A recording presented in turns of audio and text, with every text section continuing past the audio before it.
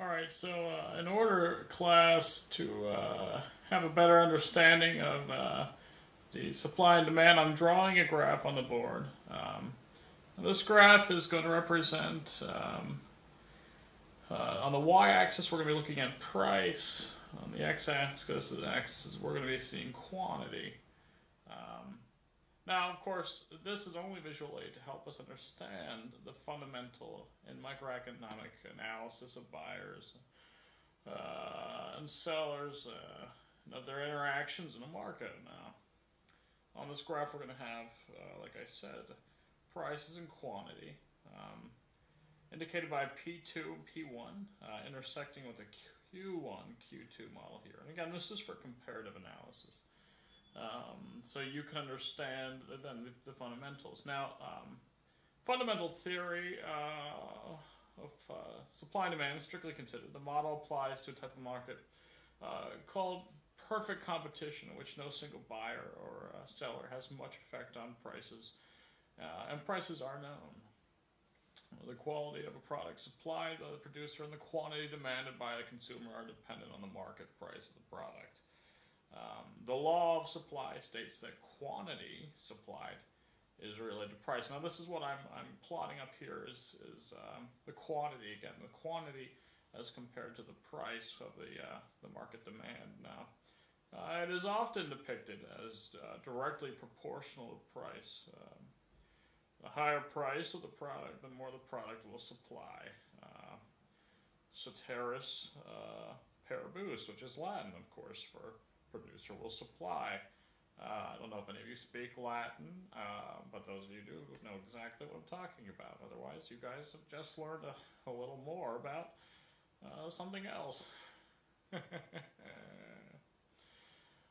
Now, the law of demand is going to be inversely proportional. It is normally depicted as an inverse relation of quantity demanded and price.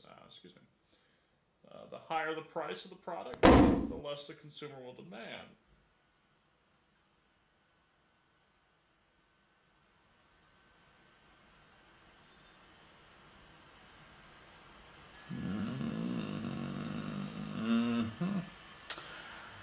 Okay. Well, before I was so rudely interrupted, I was talking about the laws of supply and demand. Equilibrium implies Mr. in the back there. Equilibrium implies that price and quantity will remain there.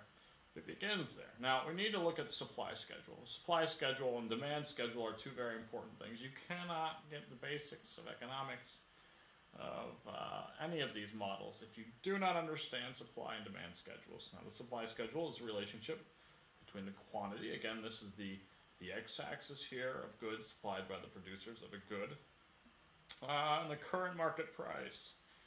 It is graphically represented by the supply curve. It is commonly represented as directly proportional to price. The positive slope in short-run analysis can reflect the law of diminishing marginal returns, which states that beyond some level of output, additional units of output require larger doses of variable input. In the long run, such that plant size or number of firms or variable positively sloped supply curve can reflect diseconomics of a scale and fixity of specialized resources such as a farm, land, or skilled labor. Now let's just take a quick look here at the demand schedule.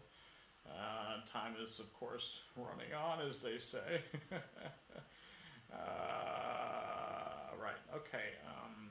No one seems to get my jokes. The demand schedule, depicted graphically as a demand curve, represents the amount of goods that buyers are willing and able to purchase at various prices. Okay, we all do this. Every one of us. We're part of this consumer process of our demands versus the supplies that help meet these demands, assuming all other non-practice factors remain the same.